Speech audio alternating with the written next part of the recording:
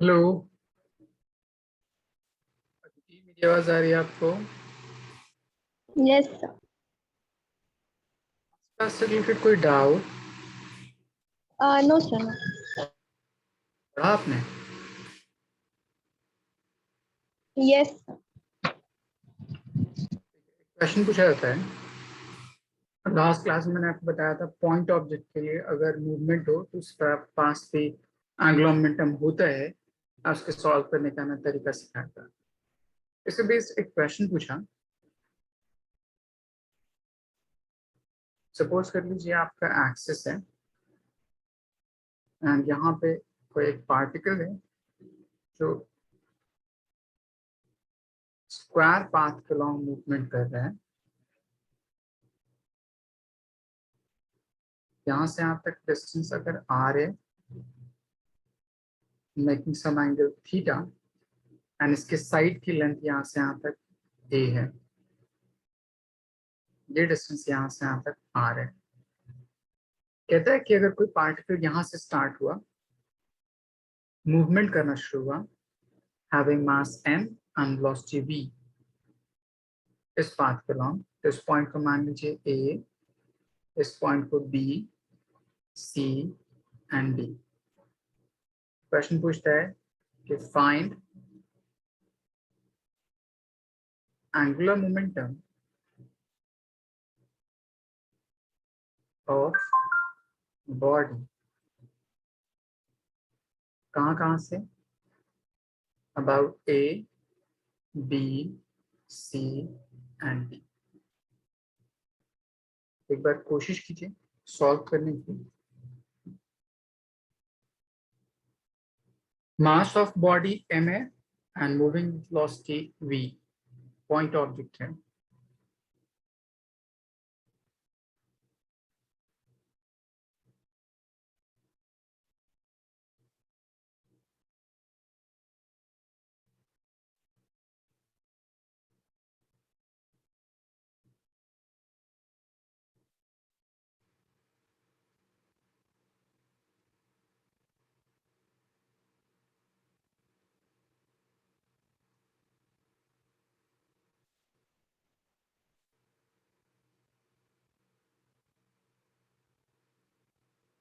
Aditi, solve कैसे करेंगे, कुछ याद है?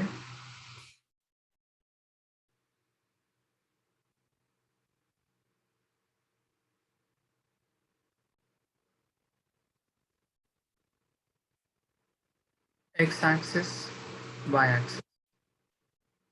हमने जो पढ़ा था एंगुलर मोमेंटम किसी पॉइंट पार्टिकल के लिए, तो इज इक्वल होता है are perpendicular on that particular linear momentum. ये टर्म डिफाइन होता है। तो लीनियर मोमेंटम जिस पाथ के लॉन्ग जा रहा है वहां से एक परपेंडिकुलर या उस पर्टिकुलर पाथ को आगे की तरफ प्रोसीड करा दीजिए, ताकि उस एक्सिस के परपेंडिकुलर डिस्टेंस उस पर्टिकुलर लीनियर मोमेंटम पे डिफाइन हो पाए। तब यहाँ पे देखिए, इसके लिए मैं क्या करूंगा, ये पाथ आपका इस पाथ के लॉन्ग मूवमेंट कर रहा है, तो यहाँ से एक वर्टिकल लाइन ड्रॉ करा दीजिए इस पर्टिकुलर पाथ के ऊपर। ड्रॉ कर सकते हैं? यस। अब देखिए आपके पास आर गिवन है, ये पार्ट हैविंग एंगल थीटा, तो यहाँ से यहाँ तक कंपोनेंट कितना हो जाएगा, बोल सकते हैं? यस। तो आपके पास डिस्टेंस परपेंडिकुलर की वैल्यू आ गई and momentum along this term ये भी आ गया। तो इसकी वैल्यू कितनी हो जाएगी, R times sine theta into linear momentum M times V. तो इतना आपका एंगुलर मोमेंटम आ गया। अब मैं पूछूं आपसे कि डायरेक्शन कितना होगा, डायरेक्शन किसकी तरफ होगा, वो कैसे कैलकुलेट करेंगे? तो डायरेक्शन के लिए फर्स्ट आर वेक्टर देखिए किस एक्सिस के लॉन्ग है, किस एक्सिस के लॉन्ग है? Sir Y axis. नहीं नहीं, उसको जेड। आर देखिए वहां पे आर किस डायरेक्शन है, यस ऊपर सर, की यस तरफ, सर। वाई एक्सिस के लॉन्ग। और लीनियर मोमेंटम किस एक्सिस के लॉन्ग जा रहे हैं, देखिए यहाँ पे। Sir x axis. तो मैं क्या बोल सकता हूँ, जे क्रॉस आई बोल सकता हूँ। यस जे क्रॉस आई किसके इक्वल होता है?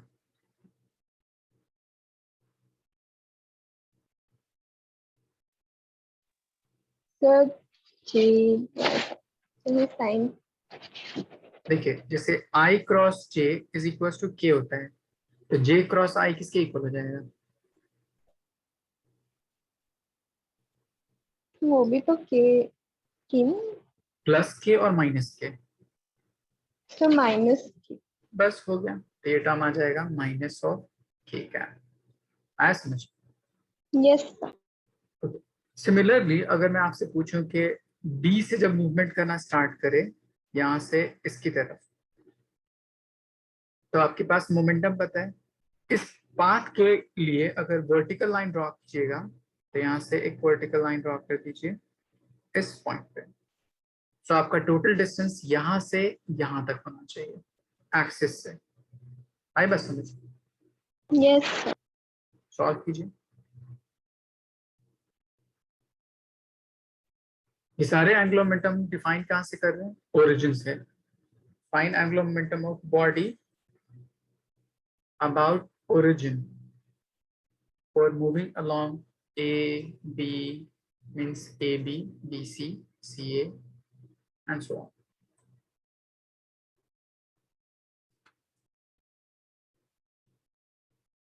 सर इसका डिस्टेंस दिया नहीं। डिस्टेंस कैलकुलेट कर सकते हैं। यहाँ से एक वर्टिकल ड्राइंग ड्रॉ कर दीजिए। यस। तो ये अगर आ रही है थीटा, तो ये टर्म यहाँ से यहाँ तक कितना हो जाएगा?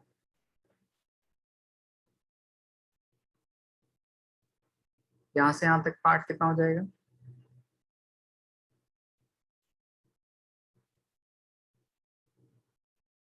अदिति,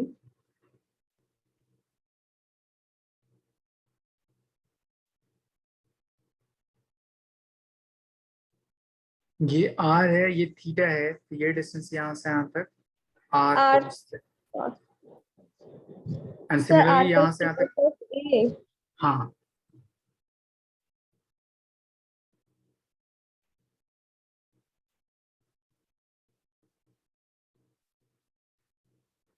सर ये भी R cos theta into M V K cap. हाँ, तो ये R cos theta plus A होगा ना, yes sir. Total distance into M V. And उसके बाद डायरेक्शन कैलकुलेट कर लीजिए।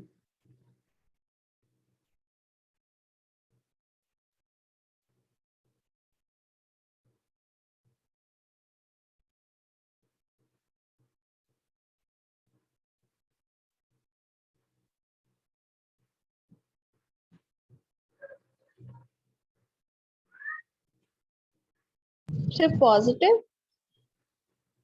पॉजिटिव कौन सा? पॉजिटिव कौन सा है? I cap, J cap, K cap, कौन सा? Sir K cap. Positive K cap. तो angular momentum for A B is R cos theta plus A times M we.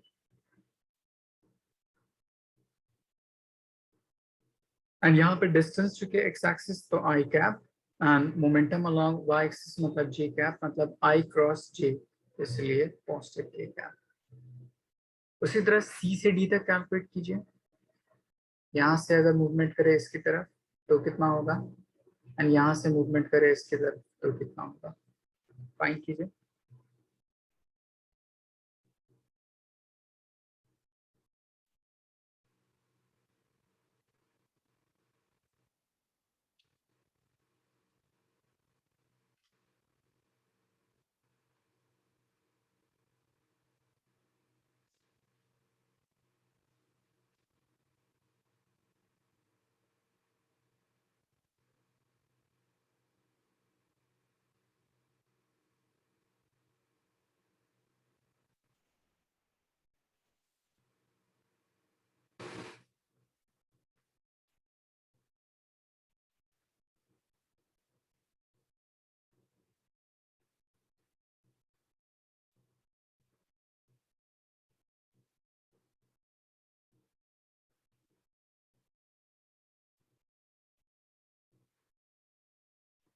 तो ये भी R sine theta into M V K cap. Total distance आप calculate कीजिए, R sine theta के अलावा कुछ और भी होगा। Sir R line sine of, theta हाँ ए। हाँ R sine theta plus A होगा। हाँ, लाइन ऑफ वेलोसिटी से एक वर्टिकल लाइन ड्रॉ करते हैं उस पर्टिकुलर डिस्टेंस पे, एंड उसके अकॉर्डिंग हम फाइंड आउट करने की कोशिश करते हैं।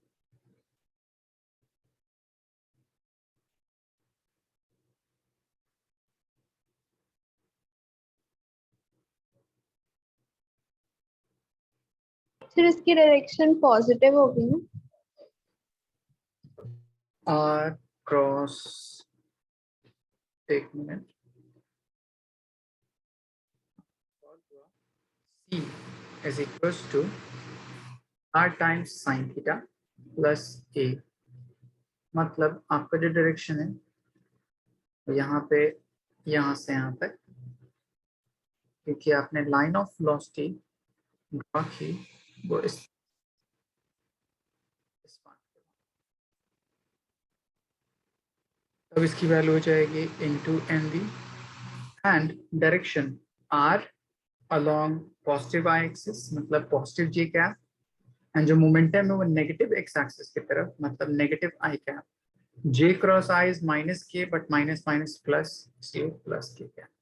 सही।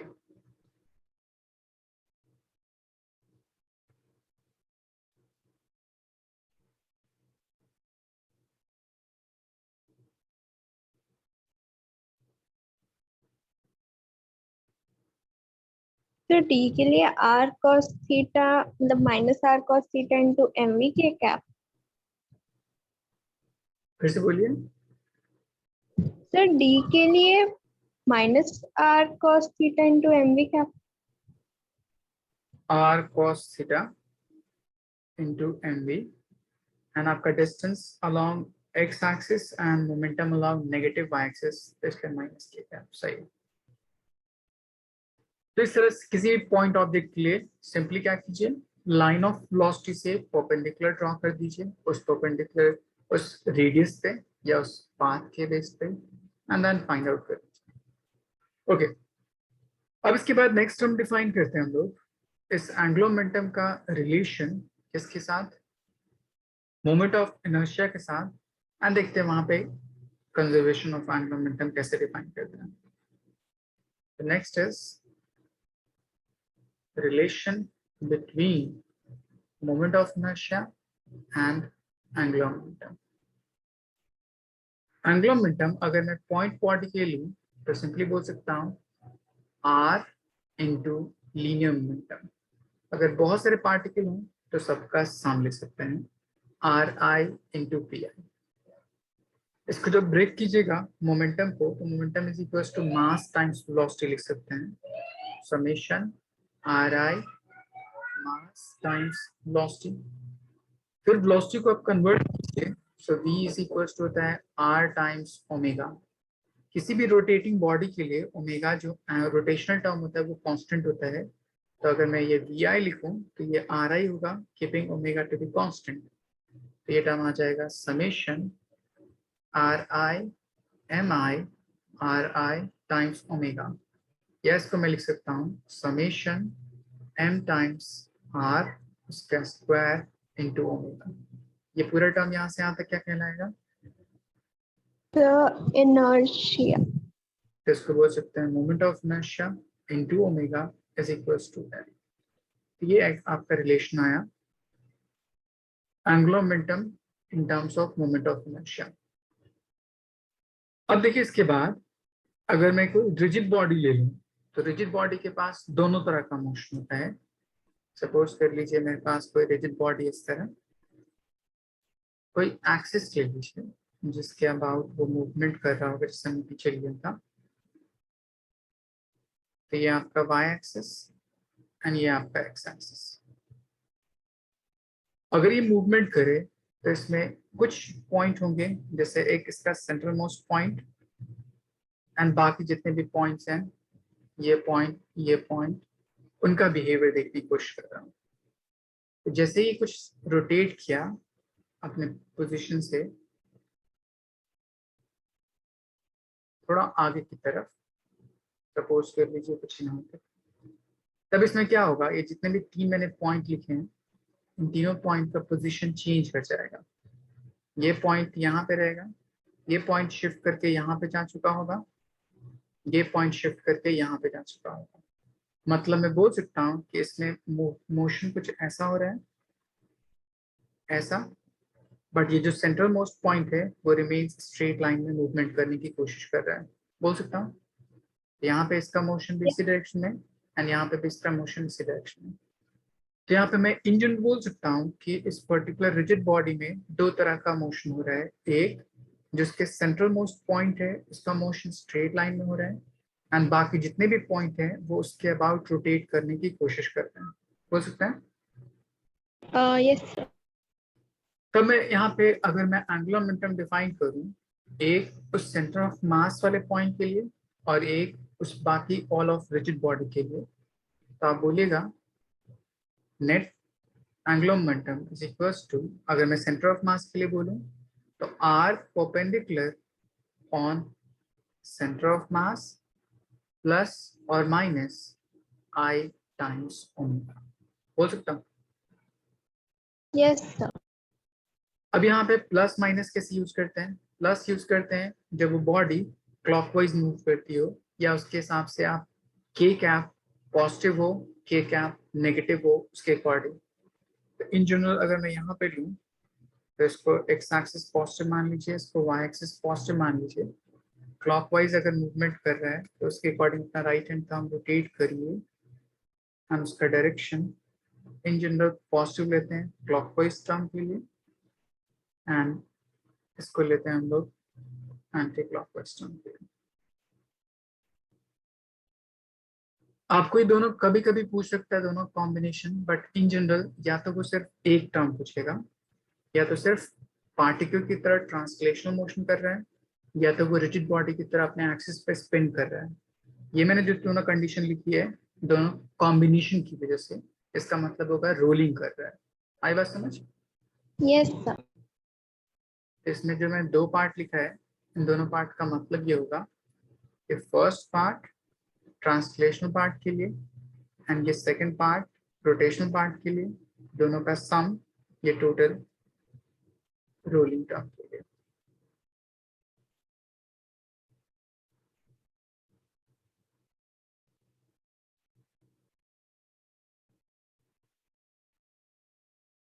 इसको नोट डाउन कर लिए। Yes sir. 1 minute.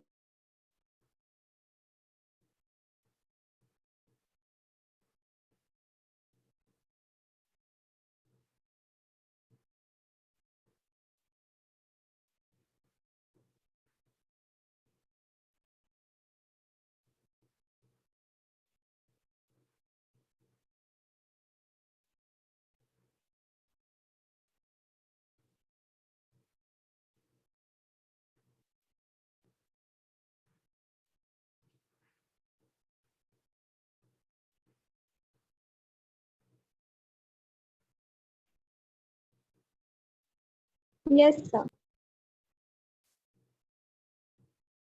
अब देखिए इसके बाद एक नेक्स्ट रिलेशन होता है मेरे पास,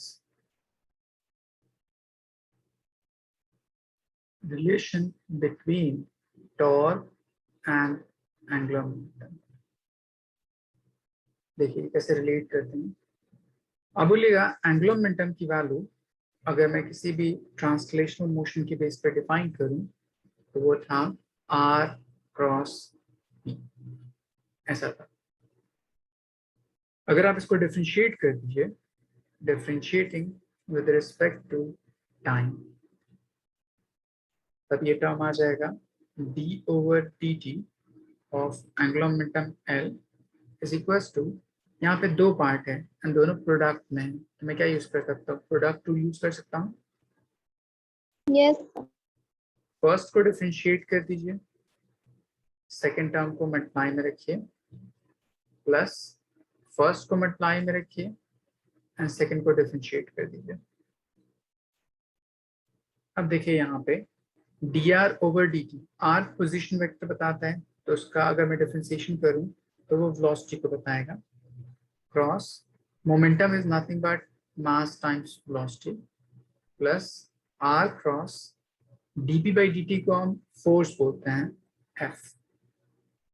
अब देखिए यहाँ से अगर मैं m कॉमन कर लूँ तो यहाँ बच जाएगा velocity cross velocity plus R cross F को हम टॉर्क बोलते हैं, ऐसे लिख सकते हैं। Yes sir. अब देखिए cross product of same vector कितना आता है, cross product of same vector gives you 0। तो ये पूरी वैल्यू कितनी हो जाएगी 0। बोले क्यों, क्रॉस प्रोडक्ट का फॉर्मूला में आता है A B sine theta and parallel term के लिए साइन जीरो की वैल्यू कितनी होती है 0, इसलिए पूरा टर्म कितना होता है 0। ये पूरी यस वैल्यू कितनी आ जाएगी 0 आ जाएगी, तो ये पूरा टर्म 0 हो गया। अब मेरे पास क्या बच गया, राइट साइड बच गया आपके पास टॉर्क और लेफ्ट साइड बच गया dl ओवर dt। तो यहाँ से कंक्लूड कर सकता हूँ torque is equals to rate of change of angular momentum। हो सकता हूँ yes the rate of change of angular momentum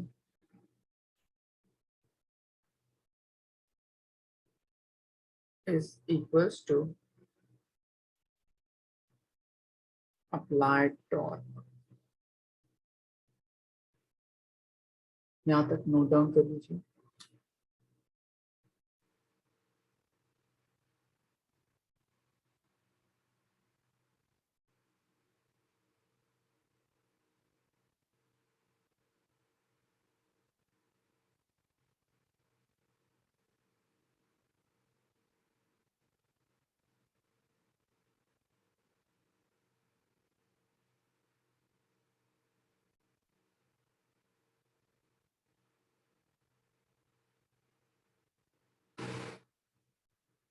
yes sir.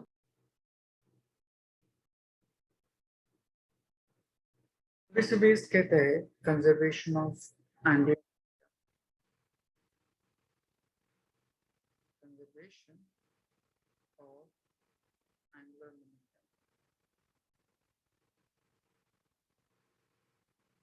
जैसे हमने conservation of linear momentum define किया था, तो F is equals to dp/dt होता है। तो अगर मेरे पास force applied on the system 0 हो जाए देन dp/dt 0, मतलब b is equals to constant. तो यहाँ पे भी टॉर्क इज इक्वल्स टू मेरे पास dl ओवर dt है। तो अगर मैं बोलूँ कि अगर मेरे पास टॉर्क अप्लाइड की वैल्यू 0 हो जाए तो इसका मतलब होगा dl over dt is equals to 0।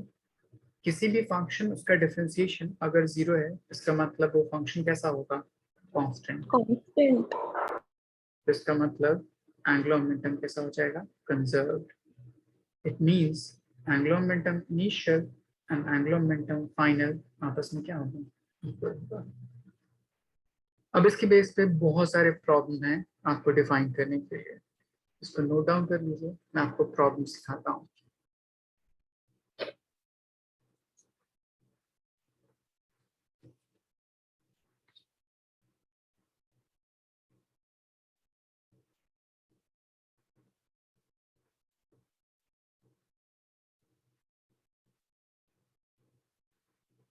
Yes sir. पहला टर्म, इसके बेस पे कुछ कॉन्सेप्चुअल पार्ट अगर पूछेगा, आपसे पूछेगा कि आपके पास दो चीजें हैं, मतलब लेंस है, दो लेंस, एक मेरे पास कॉन्वेक्स लेंस और एक मेरे पास कॉनकेव लेंस। उसको टच करके हम डिफाइन नहीं कर सकते कौन सा कॉन्वेक्स है कौन सा कॉनकेव है, ठीक। तो आप सिंपली स्पिन करके देखिए कि कौन सा कॉनकेव है कौन सा कॉन्वेक्स एंड डिफाइन कीजिए उस पर्टिकुलर टर्म को। तब देखिए, मान लीजिए आपके पास ये कॉन्वेक्स लेंस लिया एंड ये कॉनकेव लेंस लिया। मुझे क्या करना है, दोनों को स्पिन कराना है। तो मैंने सेम एक्सिस ले लिया वहां से इस तरह। स्पिन कराने में एंगुलर मोमेंटम कांस्टेंट दोनों पे अप्लाई किया गया। तब मैं चेक करूंगा कि मोमेंट ऑफ इनर्शिया किसका ज्यादा है, मोमेंट ऑफ इनर्शिया किसका कम है, उसके हिसाब से उसकी स्पिनिंग रेट डिफरेंट हो जाएगी। तो हमने शुरू में पढ़ा था डिस्ट्रीब्यूशन ऑफ मास के बेस पे कि मोमेंट ऑफ इनर्शिया इन दोनों ऑब्जेक्ट में किसका ज्यादा है किसका कम। कुछ याद है? सर जिसका साइड ब्रॉड होता है उसका शायद मोमेंट ऐसे मैंने ज्यादा बताया था होता है। आपको, ऐसे मैंने बताया था आपको। नो सर, कुछ और पता। मैंने कहा था डिस्ट्रीब्यूशन ऑफ मास चेक कीजिए from the axis of rotation.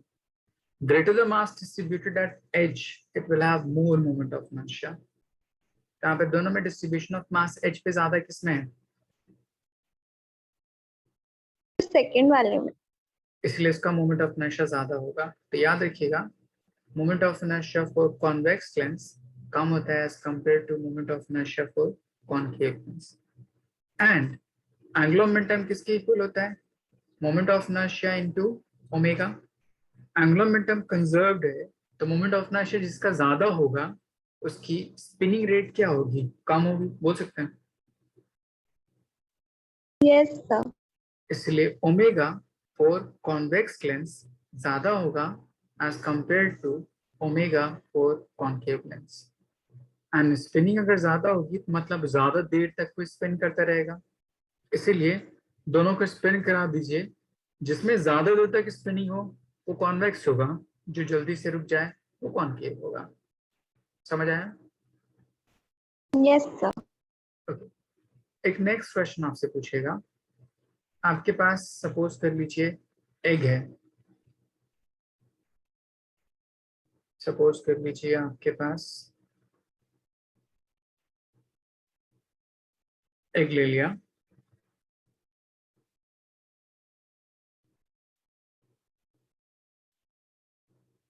Simply हम उसको देख के डिफाइन नहीं कर सकते कि कौन सा बॉइल्ड एग है एंड कौन सा रॉ एग है, तो मुझे उसको स्पिन करके देखना पड़ेगा उस पर्टिकुलर एक्सिस के रिस्पेक्ट में। मैंने आपको मोमेंट ऑफ इनर्शिया के बेस पे ये बताया था कि एग में जब हम इसको स्पिन करते हैं तो उसके हिसाब से उसकी वैल्यू कैसे चेंज करती है। अगर ये रॉ एग होगा तो उसका जो एल्ब्यूमिन जो पार्ट होता है उसका वो लिक्विड स्टेट में, एंड वो क्या कर सकता है स्पिनिंग की वजह से कहाँ जाएगा, एजेस पे चला जाएगा, हो सकता है। Yes sir.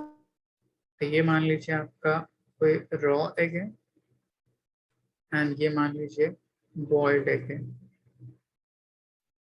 रॉ एग में सारी चीजें लिक्विड स्टेट में, तो जब उसको स्पिन कीजिएगा तो सारा लिक्विड उसके एज पे चला जाता है इस तरह, एंड उसका जो यॉक पार्ट होता है वो भी उसके एज पे आ जाएगा। इसको रोटेट कीजिएगा। बट बॉइल्ड एग में उसका यॉक कहीं इसके सेंट्रल मोस्ट पॉइंट पे होता है इस तरह, एंड बाकी पूरा पार्ट कॉम्पैक्ट रहता है इस तरह। अब मैं बोलूं कि इन दोनों में मूवमेंट ऑफ इनर्शिया ज्यादा किसका होगा, बता सकते हैं? Sir raw egg.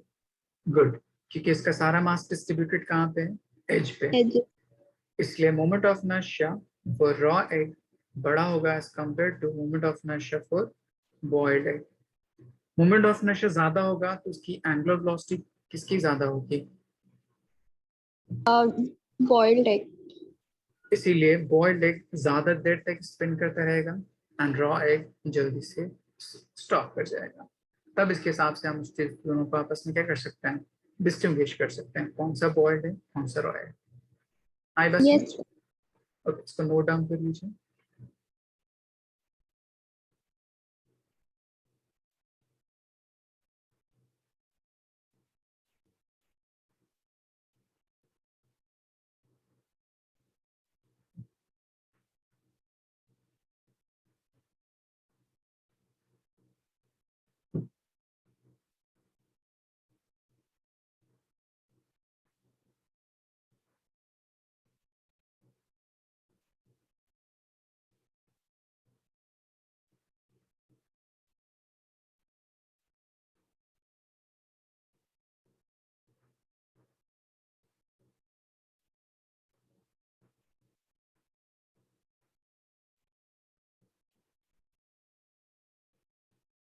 यस। अब देखिए इसके बेस पे एक क्वेश्चन पूछता है, बैलिस्टिक डांसर या एक्रोबेटिक्स जो करते हैं वो सब,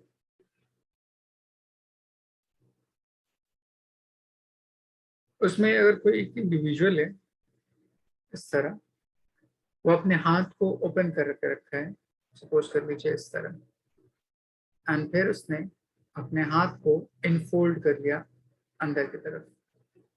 आपसे पूछा जाएगा दोनों में स्पिनिंग ज्यादा देर तक किसकी हो सकती है ऑन इट्स ओन एक्सिस, अपने टो के ऊपर वो स्पिन करने लगते हैं लास्ट मूवमेंट में, ज्यादा स्पिनिंग किसकी होगी? किसकी होगी? जब सर या फर्स्ट इसके? वाले की मोमेंट ऑफ इनर्शिया ज्यादा होगा, इसलिए वो स्पीड स्लो होगी। मतलब जल्दी से सेकेंड वो रुक वाले की जाएगा। मोमेंट ऑफ इनर्शिया कम होगा, स्पीड ज्यादा। हम्म तो फर्स्ट वाली कंडीशन में मोमेंट ऑफ इनर्शिया की वैल्यू ज्यादा है क्योंकि उसका हाथ आउट स्ट्रेच है as compare to second condition. Moment of inertia ज्यादा होगी तो उसकी एंगुलर स्पिनिंग कम हो जाएगी, इसलिए ज्यादा देर तक स्पिन करने के लिए वो अपने हाथ को इनफोल्ड कर देता है। सिमिलरली आप सीन आपने वो देखा होगा, जितने भी लोग जो स्विमिंग स्विमिंग में वो, एक होता है जो स्विमिंग करते हैं, दूसरा होता है जो सिंपली डाइव मारते हैं। तो डाइव मारते वक्त किसी हाइट पे डाइव मारते हैं तो स्पिन करते हैं अपने एक्सिस के ऊपर, तो अपने बॉडी को बिल्कुल इनफोल्ड करने के लिए अपने हाथ से अपने पैर को बहुत तेज से पकड़ लेते हैं ताकि उसका सरफेस एरिया मिनिमाइज हो जाए, इजिली वो स्पिन कर पाए। आई बस समझ। Yes sir. तो जितना उसका आउट स्ट्रेच पोर्शन कम होगा उतना मोमेंट ऑफ इनर्शिया ज्यादा कम होगा, ना उसके बेस पे स्पिनिंग ज्यादा हो सकती है। तो ये सब अलग अलग problem on the base of conservation of angular momentum. अब कुछ कैलकुलेशन वाइज क्वेश्चन पूछा जाता है। जैसे एक क्वेश्चन पूछा जाता है, अगर अर्थ के सारे ग्लेशियर्स मेल्ट कर जाएंगे, अर्थ के सारे ग्लेशियर्स अगर मेल्ट कर जाएंगे तो ड्यूरेशन ऑफ डे पे क्या फर्क पड़ेगा? If the whole glacier of Earth would melt, how would time period be affected?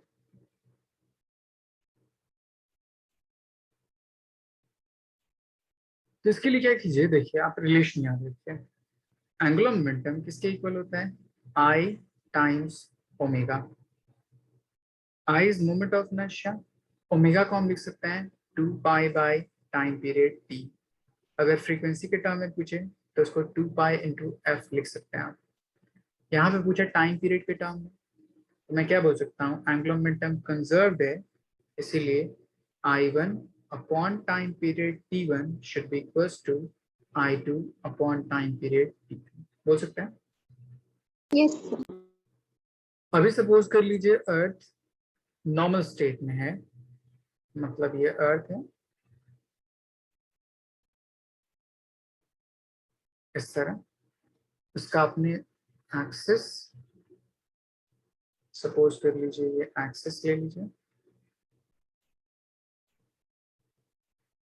Spinning के लिए। अभी सारे ग्लेशियर्स के नॉर्दर्न या साउदर्न रीजन में है, मतलब कुछ यहाँ पे है सारे ग्लेशियर्स इस तरह ऐसे हैं। अगर ये सारे मेल्ट करेंगे तो कहाँ जाएंगे?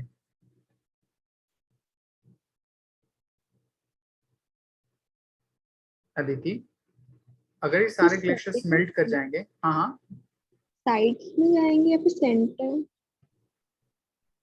अगर आपकी ज्योग्राफी अभी अच्छी है तो आपने पढ़ा होगा सबसे ज्यादा वाटर बॉडी कहाँ पे एग्जिस्ट करती है? साइड्स। साइड्स मतलब इक्वेटोरियल रीजन में, यस। मतलब इक्वेटर पे। ठीक है, यस। यहाँ पे चले जाएंगे। इक्वेटर पे जैसे ही जाएगा तो उसकी वजह से उसके मोमेंट ऑफ इनर्शिया पे क्या फर्क पड़ेगा? अभी देखिए अभी इस पॉइंट पे है तो एक्सिस ऑफ रोटेशन से बिल्कुल स्मॉल डिस्टेंस पे है, तो उसका मोमेंट ऑफ इनर्शिया में क्या बोल सकता हूँ, कम है। जैसे ही वो सारे ग्लेशियर्स मेल्ट करके वाटर बना लिए और सारे पहुंच गए यहाँ पे, तो उसका डिस्टेंस फ्रॉम द एक्सिस क्या बढ़ेगा, कम होगा? बढ़ेगा। अगर मोमेंट ऑफ इनर्शिया बढ़ गया तो उसकी एंगुलर वेलोसिटी चेंज कर जाएगी, एंड उसके हिसाब से टाइम पीरियड भी क्या कर जाएगा, चेंज कर जाएगा। तो आप बोलिए इस कंडीशन में मोमेंट ऑफ इनर्शिया I1, इस कंडीशन में मोमेंट ऑफ इनर्शिया I2, तो I2 की वैल्यू I1 से क्या है, ज्यादा है। बोले क्यों? कि ग्लेशियर्स पहले यहाँ पे एक्सिस पे पास थे, वहां पे डिस्टेंस कम था, इसलिए उसका मोमेंट ऑफ इनर्शिया कम। जैसे ही मेल्ट करके इक्वेटोरियल रीजन में चले गए, उनका डिस्टेंस फ्रॉम द एक्सिस बढ़ गया, इसकी वजह से मोमेंट ऑफ इनर्शिया बढ़ गई। यहाँ पे time period end moment of inertia एक दूसरे के डायरेक्टली प्रोपोर्शनल, क्योंकि ये रेशियो कांस्टेंट होना चाहिए, इसीलिए time period T1 time period T2 इस तरह से रिलेटेड होगा, हो सकता है। या अगर आप ओमेगा यस के सर। रिस्पेक्ट में याद रख सकती हैं तो ओमेगा के रिस्पेक्ट में याद रखिए, मोमेंट ऑफ इनर्शिया अगर इंक्रीज करेगा तो ओमेगा की वैल्यू डिक्रीज करेगी, and omega itself time period के इनवर्सली प्रोपोर्शनल। तो ओमेगा अगर डिक्रीज करे तो टाइम पीरियड की वैल्यू क्या हो जाएगी, इंक्रीज कर जाएगी। तो यस इसलिए सर। हम इस तरह से बोल सकते हैं, तो duration of spinning of earth on its axis increase कर जाएगा। आई बात समझ? Yes sir. एंड ये एक इफेक्ट है ग्लोबल वार्मिंग की वजह से। तो यहाँ से डिफाइन करेंगे, if glacier would melt, water will reach toward equator, so distance would increase, moment of inertia would increase, and duration of spinning also increases. आई बात समझ? Yes sir. ओके, इसको नोट डाउन कर लीजिए।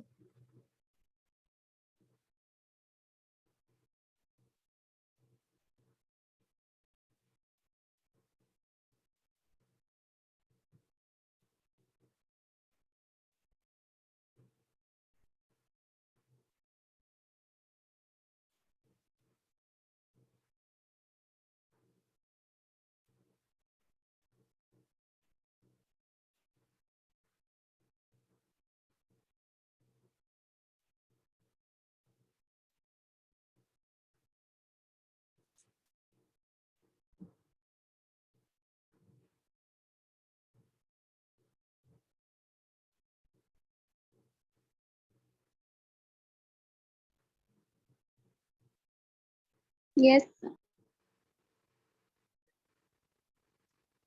एक मिनट बताता हूँ।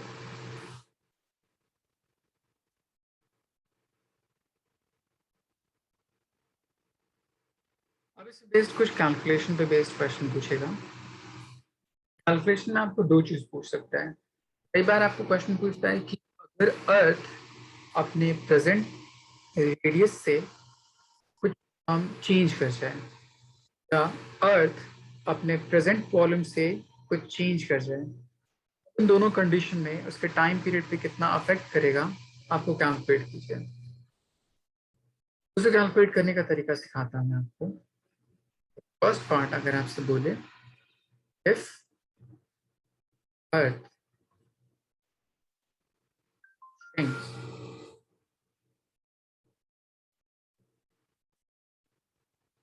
from its present state to first half of its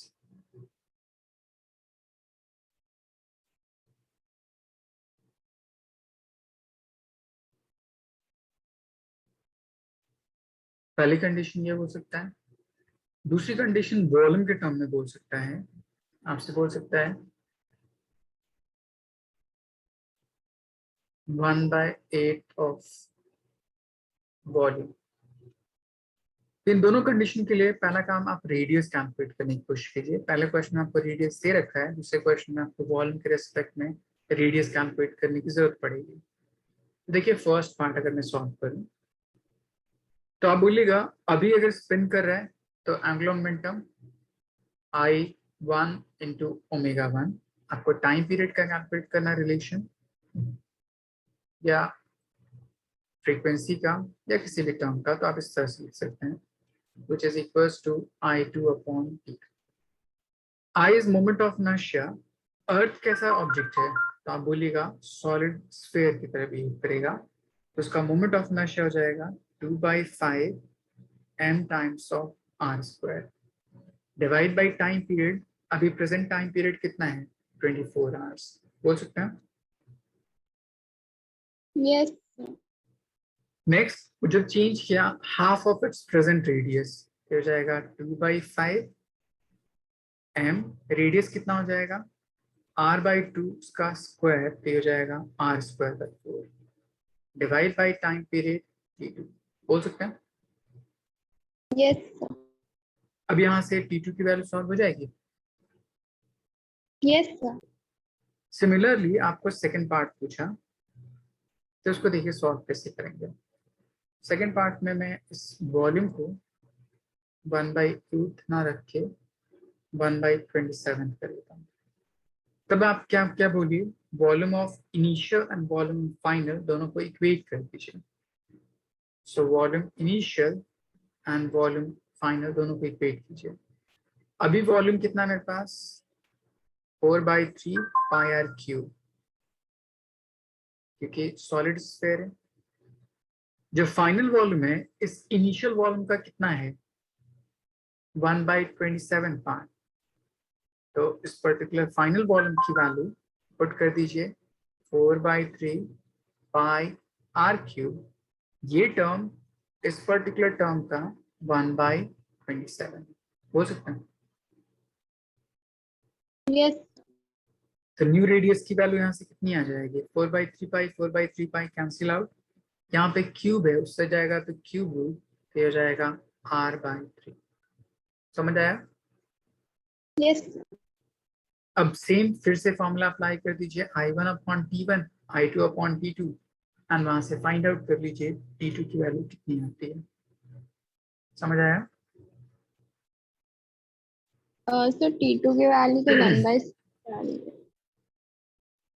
solve कीजिए इसको, देखिए आंसर कितना आता है।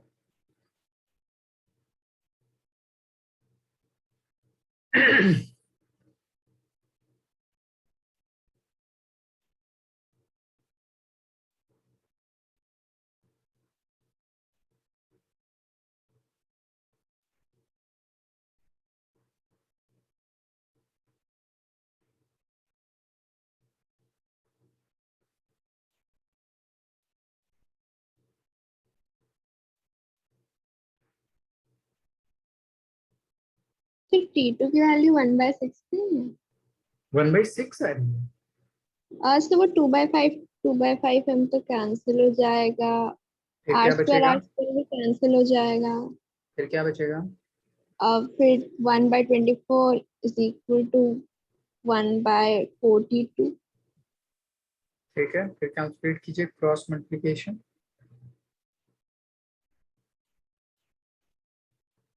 ओके। कितना आया 6। 6 आवर्स। सिमिलरली इस पार्ट के लिए सॉल्व कीजिए।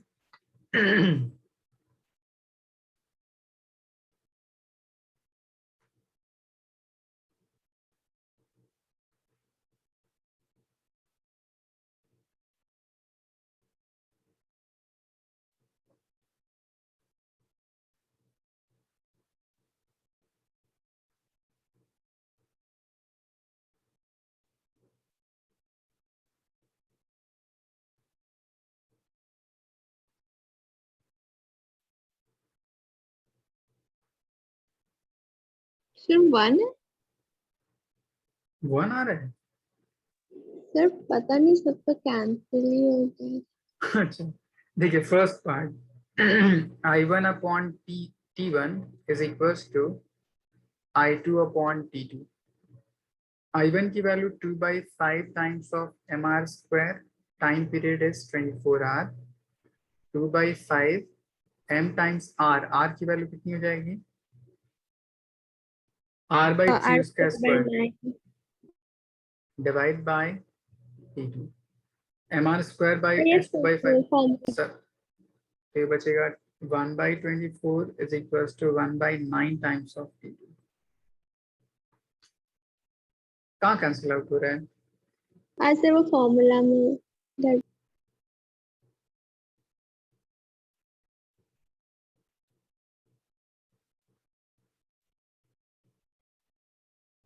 sir 8 by 3. तो t2 is equals to 24 by 9 और सिंपली 8 by 3 hours तो इस तरह आपको जो भी क्वेश्चन पूछे ये सिर्फ दो तरह से पूछ सकता है या तो रेडियस के चेंज करने के बेस पे या तो वॉल्यूम के चेंज करने के बेस पे समझ आ गया सॉल्व करना Yes, sir. Okay next part पूछता है कॉम्बिनेशन ऑफ बॉडीज के बेस पे तो वो कैसे सॉल्व करते हैं जैसे एक नीट का बहुत फेमस क्वेश्चन था उसने कहा कि कोई एक रिंग है जो रोटेट कर रही है अपने एक्सिस के ऊपर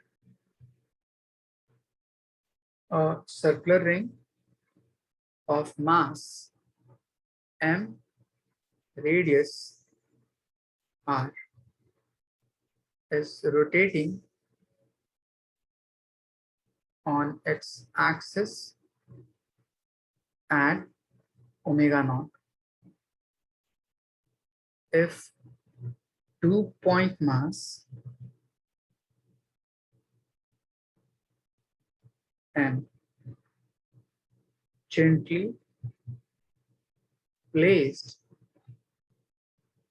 at its rim on opposite side then find new angular velocity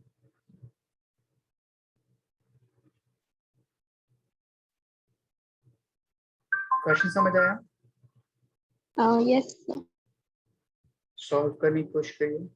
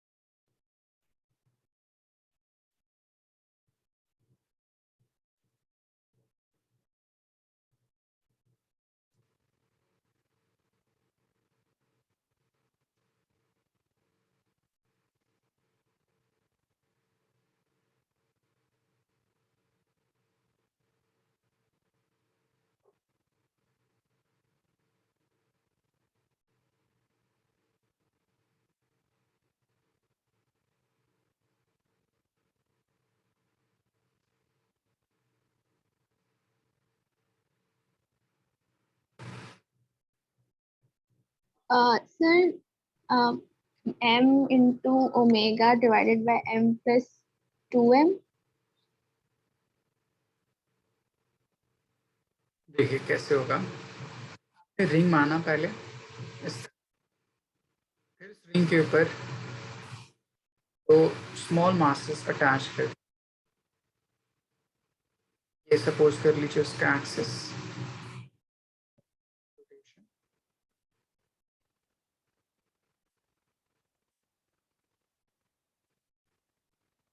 similarly ये एंड यहाँ पे दो मासेस अटैच कर दिए गए उसके एंड पॉइंट पे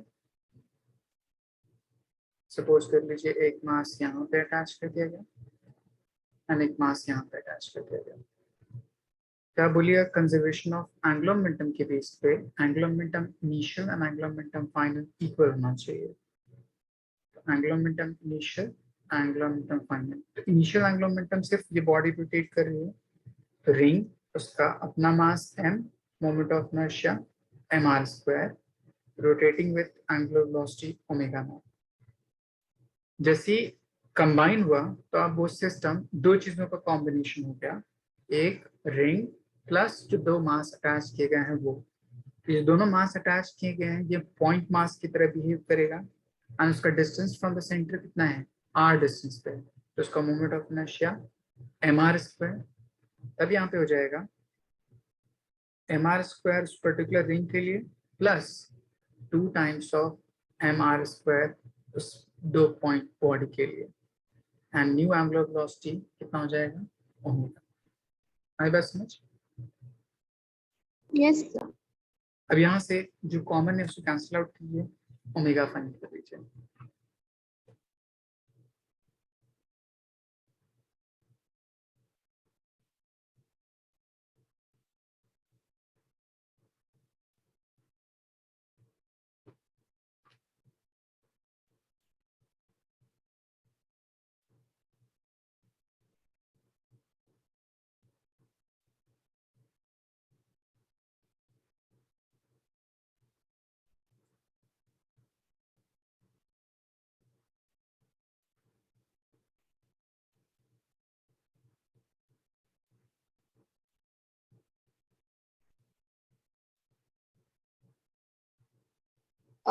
m+2m omega by m। Omega is equals to r² cancel out हो जाएगा, तो हो जाएगा m times omega not divide by m+2m। आया समझ? Yes sir. ओके, एक नेक्स्ट क्वेश्चन बताता हूँ इसी पे बेस्ड। सपोज कर लीजिए आपके पास कोई एक रॉड है इस तरह, ये रॉड किसी एक फिक्स्ड एक्सिस पे रोटेट करने के लिए यहाँ पे फिक्स्ड है, ये इसका एक्सिस मान लीजिए। अब क्या किया गया, किसी भी डिस्टेंस पॉइंट से एक बुलेट फायर की गई यहाँ से विथ सम वेलोसिटी v, इसका अपना मास कितना है m, इस रॉड का अपना मास कितना, कैपिटल M। अगर ये आके हिट करे तो किसी इस पॉइंट पे, ये जो डिस्टेंस है वहां से वहां तक l/2 डिस्टेंस पे, और अगर वो इस पर्टिकुलर बुलेट जाके इसके अंदर एम्बेडेड कर जाता है, तब बताइए उसकी फाइनल वेलोसिटी जो एंगुलर वेलोसिटी होगी कितनी से रोटेट करेगा। Find angular velocity of rotation if bullet get embedded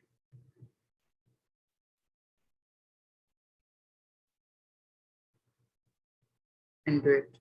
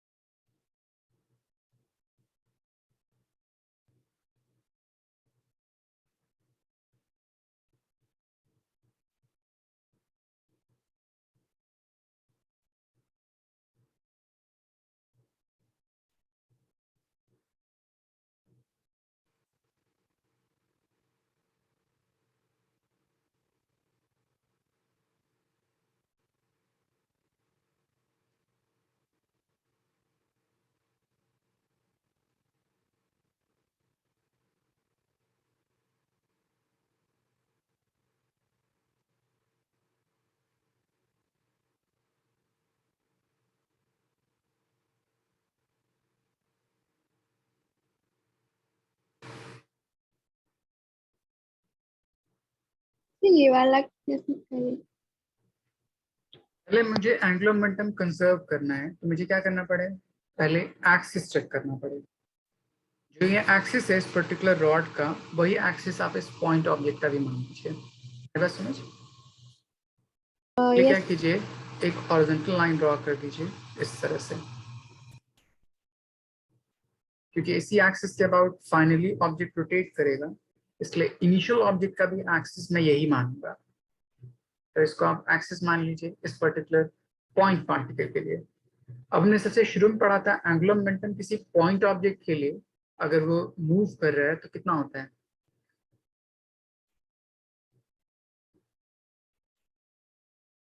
angular momentum for a point object which is moving with some velocity कितना होता है? सर आप 0. बोलिएगा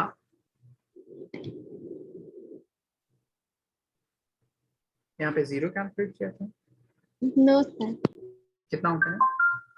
perpendicular distance to the velocity vector. आई बात समझ?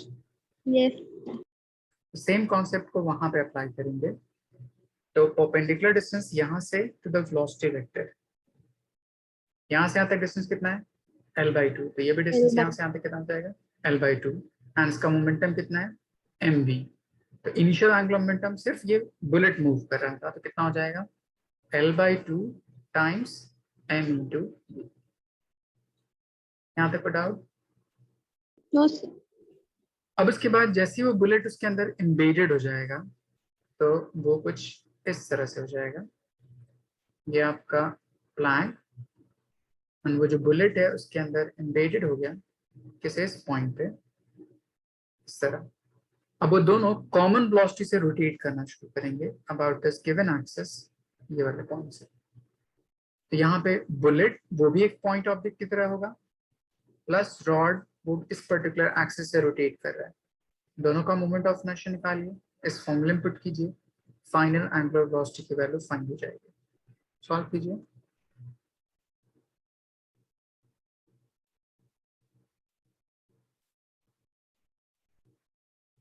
रॉड का तो ml²/12 होता है.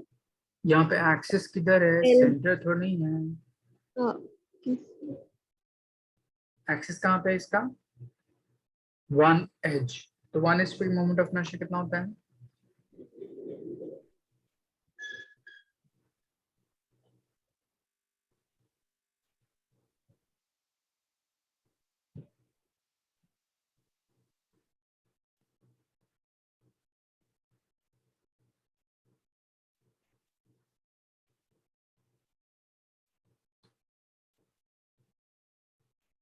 ये जो रॉड है वो रोटेट कर रहा है इस एक्सिस से, तो उस एक्सिस को आप क्या बोलिएगा?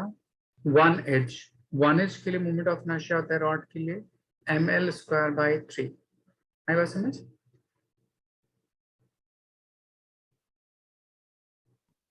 यस. तो यहाँ पे मोमेंट ऑफ इनर्शिया दोनों कॉम्बिनेशन कितना हो जाएगा? ml²/3 प्लस बुलेट का मास कितना है? m, एंड उसका डिस्टेंस कितना है? L/2 and whole multiplied by some angular velocity. समझ आया? Yes sir. इसको लिख लीजिए।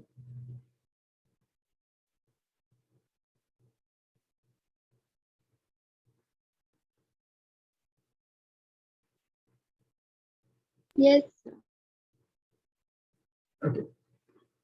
अब इसके बाद एक कॉन्सेप्ट पूछा जाता है, वो एक क्वेश्चन है उस पर बेस्ड एनसीईआरटी का। वो कहता है कि आपके पास अगर दो डिस्क है, एक डिस्क ये है एंड एक अनदर डिस्क ये है, दोनों का अपना अपना कुछ मोमेंट ऑफ इनर्शिया होगा about their respective given axis. तो ये मान लीजिए यहाँ से रोटेट कर रहा है इस तरह, ये यहाँ से रोटेट कर रहा है इस तरह। दोनों की अपनी कुछ एंगुलर वेलोसिटी होगी। तो एक के लिए मान लीजिए ω1, दूसरे के लिए मान लीजिए ω2। इसका मोमेंट ऑफ इनर्शिया मान लीजिए I1, इसका मोमेंट ऑफ इनर्शिया मान लीजिए I2। फिर कहता है कि अगर दोनों एक दूसरे के ऊपर जेंटली प्लेस कर दिया गया, मतलब if they gently placed over one another, तब उसकी वजह से होगा क्या? तो मान लीजिए आपके पास ये फर्स्ट ऐसे था, सेकेंड टर्म को उसके ऊपर जेंटली प्लेस कर दिया गया, कुछ ऐसा दिखाई दे जाएगा। दोनों के लिए एक्सिस सेम, यहां से यहां तक एंड यहां से। तो इस पूरे प्रोसेस में क्या क्या बिहेवियर होगा हमें वो जानना है। आई बात समझ? यस। अब वो दोनों कंबाइन कॉमन वेलोसिटी से मूव करने लगेगा, तो उसको ओमेगा सी बोल दीजिए। तो मैं बोलूंगा angular momentum initial and angular momentum final आपस में क्या होना चाहिए? इक्वल होना चाहिए। Yes sir. So angular momentum initial and angular momentum final equal होना चाहिए। Angular momentum initial first body I1 into omega 1 and second body I2 into omega 2। जब दोनों कंबाइन कर जाएगा तो मोमेंट ऑफ इनर्शिया स्केलर की तरह बिहेव करता है, सो सिंपली ऐड हो जाएगा, तो हो जाएगा I1 plus I2 and to common angular velocity omega सी।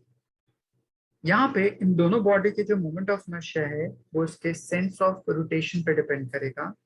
अगर दोनों का रोटेशन सेम डायरेक्शन में है तो प्लस हो जाएगा, अगर दोनों का रोटेशन ऑपोजिट डायरेक्शन में है तो माइनस हो जाएगा। आई बात समझ? Yes sir. तो प्लस तब ले सकता हूं rotating along same direction,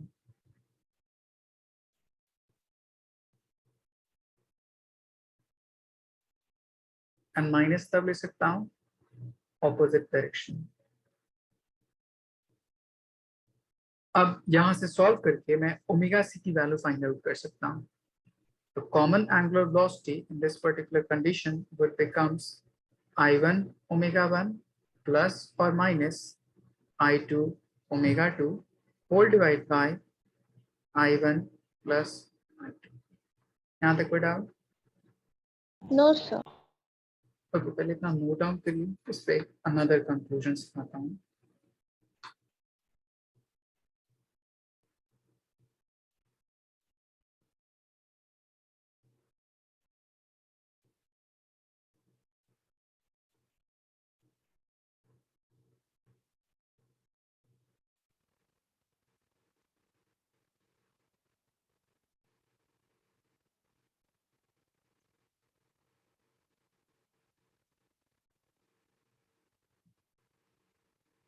yes sir.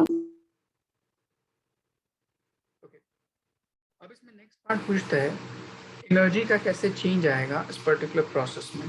तो देखिए, उसके लिए हम एक टर्म डिफाइन करते हैं, kinetic energy of rolling body. Kinetic energy of rotating body.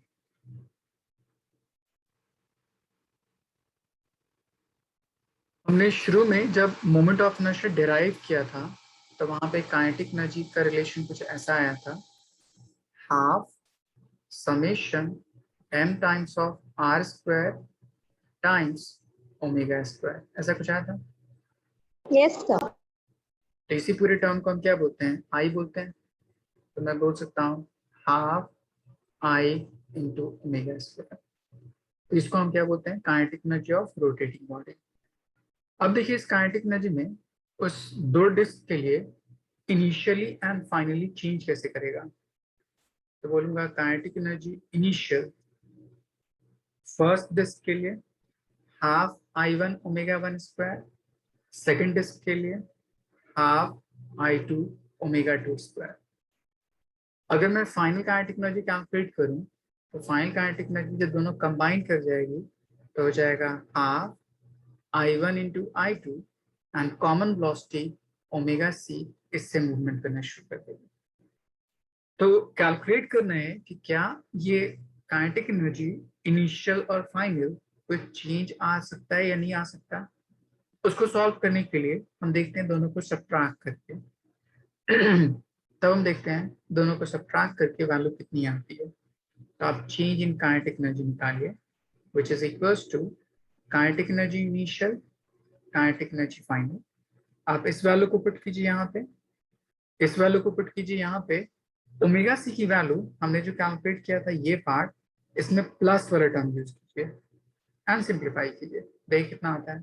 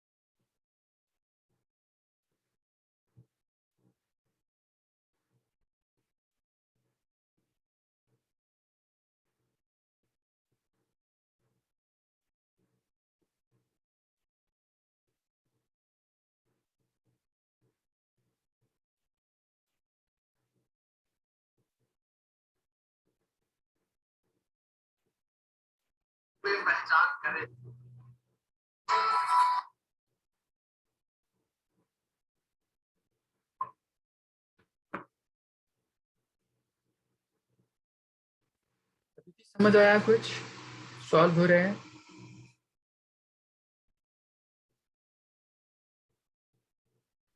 Sir अभी तो बहुत बड़ा आंसर आ रहा है। सिंप्लीफाई करने के बाद बहुत छोटा हो जाएगा।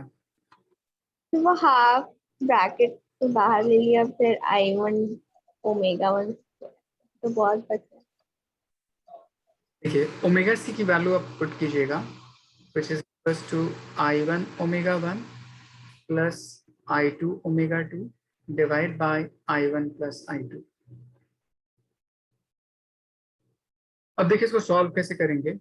तो kinetic energy initial half I1 omega 1 square plus half I2 omega 2 square, ये एक पार्ट आपका हो गया, minus half I1 plus I2 and omega c की वैल्यू कितनी है, I1 omega 1 plus I2 omega 2 divide by I1 plus I2 and whole multiplied by square। अब देखिए इस टर्म में यहाँ पे देखिए दो पावर होगा, इस एक्सपोनेंशियल की वजह से यहाँ पे एक पावर तो कैंसिल आउट हो जाएगा, एक पावर। Yes sir. सो अब ये बच जाएगा half I1 omega 1 square plus half I2 omega 2 square minus half ये पार्ट एंड न्यूमरेटर में पार्ट, न्यूमरेटर टर्म को एक्सपैंड कर दीजिए तो ये हो जाएगा I1 omega 1 I2 omega 2 plus 2 times of I1 omega 1 I2 omega 2 whole divided by I1 plus I2 बोल सकते हैं। यस ये डिनोमिनेटर में है तो एलसीएम हो जाएगा, इन दोनों के साथ मल्टीप्लाइड हो जाएगा, तो यही टर्म आपका कुछ ऐसा आ जाएगा। अगर मैं सब में से हाफ कॉमन कर लूँ तो ये पहला है I1 ओमेगा 1 स्क्वायर, तो अगर मैं इसके साथ I1 मल्टीप्लाई कर दूँ तो हो जाएगा I1 square omega 1 square plus I1 into I2 omega 2 square. Similarly अगर मैं I2 मल्टीप्लाई कर दूं तो ये हो जाएगा I1 into I2 omega 1 plus I2 square omega 2 square. ये फर्स्ट पार्ट के साथ मल्टीप्लाइड हो कितना पार्ट आ जाएगा, यस माइनस इस पूरे पार्ट में, तो ये हो जाएगा I1 square omega 1 square I2 square omega 2 square minus of 2 I1 I2 omega 1 omega 2 and whole divided by nothing but I1 plus I2 बोल सकते हैं। यस अब देखिए इसके आगे कौन कौन सी चीजें कट जाएंगी, कौन कौन सी चीजें कट जाएंगी। फिर I1 स्क्वायर और ओमेगा 1 स्क्वायर और I2 omega 2 cancel out. Yes और क्या बच जाएगा, बाकी जो बच गया उसमें से देखिए I1 I2 में सब में से कॉमन कर सकता हूँ क्या, यस सर तो I1 I2 कॉमन कर लीजिएगा तो यहाँ पे बचेगा ओमेगा 2 स्क्वायर, यहाँ पे बचेगा ओमेगा 1 स्क्वायर और यहाँ पे बचेगा माइनस ऑफ 2 ओमेगा 1 ओमेगा 2, तो इसको बोल सकता हूँ ओमेगा 1 माइनस ओमेगा 2 उसका होल स्क्वायर बोल सकता हूँ। Yes sir. ओके, इसको पहले लिखिए एंड सिंप्लीफाई कीजिए, देखिए आंसर कितना आता है।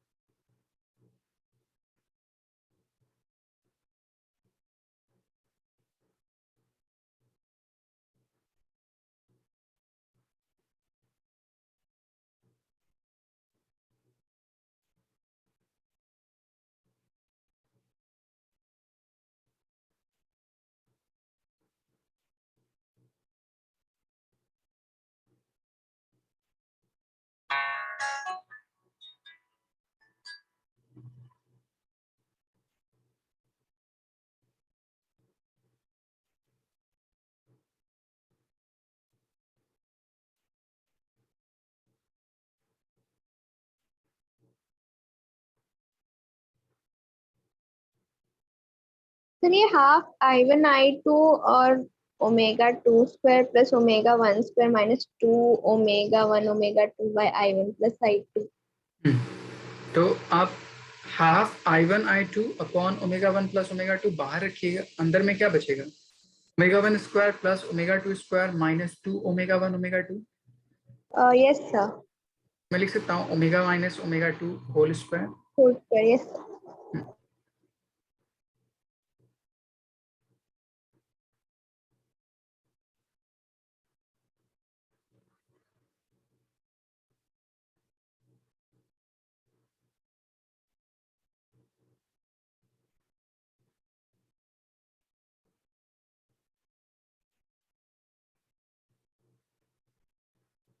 ऐसा कुछ आ जाएगा।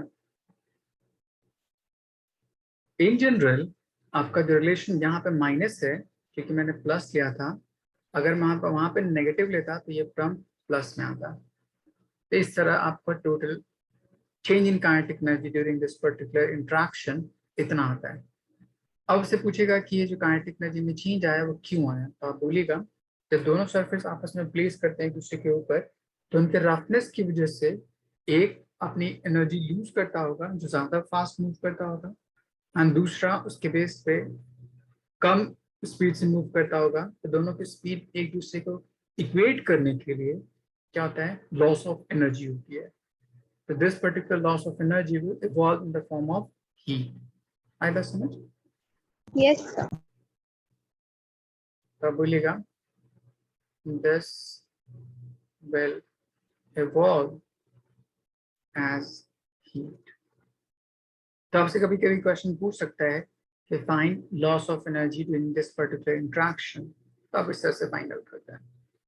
इसी में कभी कभी क्वेश्चन पूछेगा कि एक डिस्क रोटेटिंग होगा दूसरा डिस्क रेस्ट में होगा, तो उसकी वजह से कैलकुलेट कर लीजिएगा ओमेगा 1 की वैल्यू 0 या ओमेगा 2 की वैल्यू 0, एंड उसके हिसाब से अलग अलग इंट्रैक्शन हो सकते हैं। समझ आई बात? Yes sir. ये पूरा पार्ट समझ आ गया? Yes sir.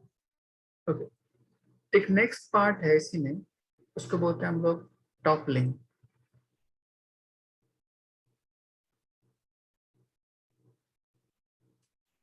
टॉपल करना मतलब फ्लिप कर जाना। इसका मतलब क्या होता है, मान लीजिए आपके पास कोई एक ऑब्जेक्ट ले लीजिए इस तरह, एंड इस ऑब्जेक्ट को किसी सरफेस पे प्लेस कर दिया गया है। सपोज कर लीजिए इस तरह, मैंने वहां पे इसके लोअर मोस्ट पॉइंट पे कोई, इस पॉइंट पे या तो मैं कोई एक नील लगा दूं या as it is frictional surface कर दूं। तब उसकी वजह से होगा क्या, इस पर्टिकुलर ऑब्जेक्ट में अपने पोजीशन से वो टिल्ट कर जाना। देखिए टिल्ट कैसे करेगा, अभी कुछ इस तरह से है, यहां से यहां तक ये लेंथ, अगर ये लेंथ टिल्ट करके ऐसे हो जाए यहां से यहां तक, तो ये पर्टिकुलर लेंथ जो यहाँ थी वो टिल्ट करने के बाद कुछ ऐसे हो जाएगी। यहाँ से यहाँ तक ज्वाइन कर दीजिए एंड यहाँ से यहाँ तक ज्वाइन कर दीजिए, कुछ ऐसा होगा। Yes sir. तो इसी चीज को हम क्या बोलते हैं, टॉपलिंग करना, मतलब ये रोटेट कर जाना इस तरह say about this given axis. तब इसमें कौन कौन सी कंडीशन हो सकती है जिसके बेस पे टॉपल कर सकता है, तो देखो उसके लिए क्या कंडीशन होगी, आपके पास एक फोर्स अप्लाई होना चाहिए इस पर्टिकुलर ऑब्जेक्ट के ऊपर किसी भी पॉइंट पे। सपोज कर लीजिए हमने कोई फोर्स अप्लाई किया इस पर्टिकुलर ऑब्जेक्ट पे इस पॉइंट पे, तो इसका डिस्टेंस फ्रॉम यहां से यहां तक कितना, h मान लीजिए। तब इस एक्सिस के अबाउट एक टॉर्क जनरेट कर रहा है किस डायरेक्शन में, क्लॉकवाइज डायरेक्शन में, which is equals to r into h, ऐसे बोल सकते हैं। Yes sir. बट यहाँ पे ऑब्जेक्ट का अपना कुछ मास होगा जिसकी वजह से ऑब्जेक्ट अपने ओरिजिनल पोजीशन पे जाने की कोशिश कर सकता है। तो मान लीजिए ऑब्जेक्ट के मास की वजह से वो टॉपल अप नहीं कर पा रहा है,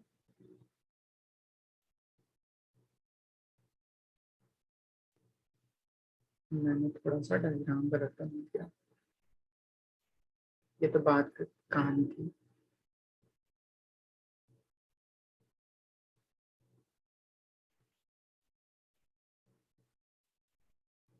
ओके, तब इसमें होगा क्या, इस ऑब्जेक्ट का अपना कुछ सेंटर ऑफ मास होगा किसी इस पॉइंट पे, जिसपे एक फोर्स एक्ट करता होगा डाउनवर्ड डायरेक्शन में, इस तरह हो सकता है,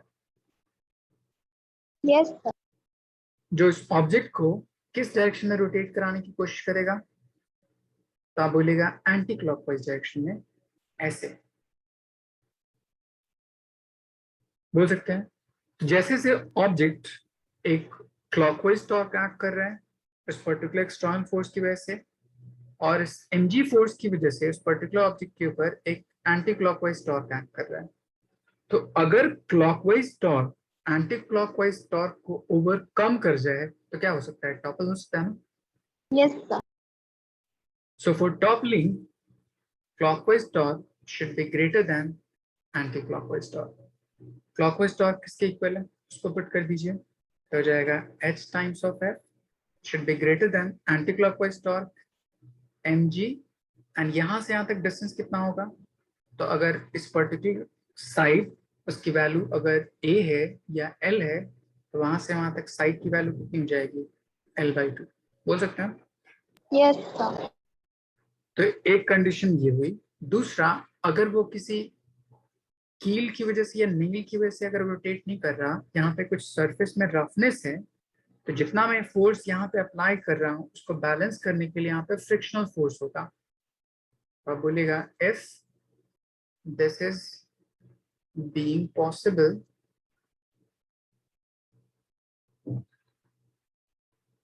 ड्यू टू फ्रिक्शन,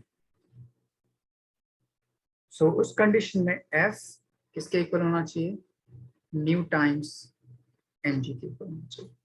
इस वैल्यू को यहाँ पुट कर दीजिए, तो वहां पे आपको रिलेशन पता चल जाएगा कि कितना मिनिमम फ्रिक्शन होना चाहिए उस पर्टिकुलर सरफेस पे, एंड उसके बेस पे कितनी हाइट पे मैं फोर्स अप्लाई करूं ताकि वो टॉपल कर जाए। समझ आई बात। यस। ओके, इसको नोट डाउन कर लीजिए।